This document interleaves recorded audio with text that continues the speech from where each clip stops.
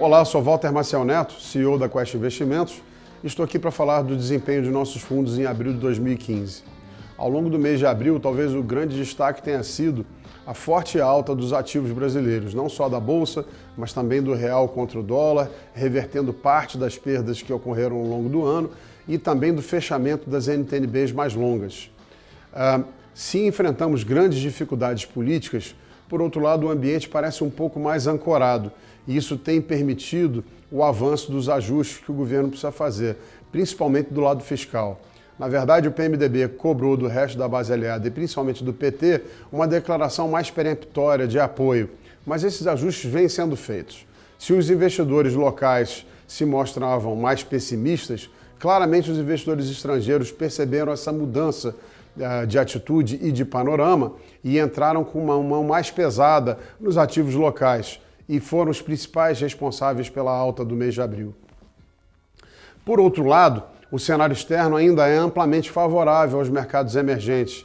As últimas rodadas de dados da economia americana não confirmaram as expectativas de crescimento tão robusto. E isso permitiu que os juros, principalmente de 10 anos, se mantivessem ancorados em patamares ainda relativamente baixos, o que tira a pressão das moedas e dos outros ativos dos países emergentes. E no caso particular do Brasil, dão um pouco mais de tempo e fôlego para que os ajustes sejam feitos. Por outro lado, no cômputo estritamente local, o Banco Central vem se mostrando muito rock, muito conservador e mirando, pelo menos ao que tudo indica, a inflação convergindo para a meta, para 4,5%, já em 2016. Isso nos leva a crer, então, que veremos no curto prazo a taxa Selic sendo elevada para 14%. Por outro lado, é importante destacar que a atividade continua muito fraca. E se esperamos um PIB de segundo trimestre ainda pior, mais fraco que o do primeiro, os resultados de crescimento do primeiro trimestre serão divulgados logo antes da próxima reunião do Copom.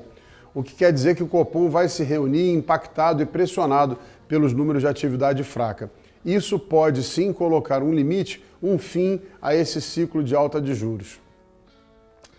Nós acreditamos que ao longo do tempo, com o ajuste fiscal passando e com a atitude conservadora do Banco Central, a credibilidade aumentará e veremos a inflação de médio prazo começando a se mostrar sob controle. Por isso temos uma aposta nos nossos fundos de renda fixa, no fundo yield e mesmo no fundo macro, de flattening da curva e também comprados em B22, apostando absolutamente nesse cenário. Por outro lado, em bolsa, ainda recomendamos muita cautela pela fraqueza da renda e pelas dificuldades do mercado de crédito. O Quest Yield rendeu em abril 0,89% contra 0,95% do CDI. O Quest Macro rendeu 0,71%. Nos fundos de ações, nós tivemos o Quest FIA rendendo no mês 5,2% e acumulando em 12 meses 10,8%. Se o Bovespa no mês teve uma valorização de 9,9%, em 12 meses ainda tem um ganho de apenas 8,9%. O Quest Ações continua batendo o Bovespa com muita constância e solidez no médio e longo prazos. Os destaques do fundo foram bancos, Petrobras e Pão de Açúcar, e o destaque negativo, Fibra e Multiplan. Continuamos apostando nos setores, principalmente setores financeiros e também em papel e celulose, e ainda mantemos uma posição de 15% de caixa nos fundos. Apesar da recente melhora, de novo, a atividade fraca e mesmo o valuation ainda inspiram cuidados. Na parte dos long shorts, o Equity Hedge rendeu 75% do CDI no mês e o Total Return de 70%. Mas olhando para 3 meses, esses fundos já vêm se recuperando, com rentabilidades de 103% e 115% do CDI, respectivamente. Os grandes destaques foram o long em Petro e também em bancos, com destaque para o Banco Itaú, que é a nossa aposta de muito longo prazo, e como destaque negativo, o short em BMF.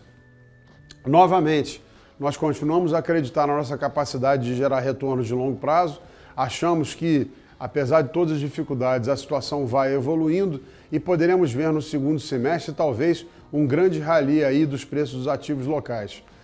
Novamente, a grande variável de ajuste é o câmbio, mas para que o câmbio possa se desvalorizar mais e dar mais competitividade à economia brasileira, é necessário que o cenário externo se estabilize e que o crescimento da economia americana fique mais claro, possibilitando, então, um retorno dos juros de longo prazo para os seus patamares históricos. Isso, no momento, ainda parece uma grande dúvida. É isso, até o mês que vem. Muito obrigado.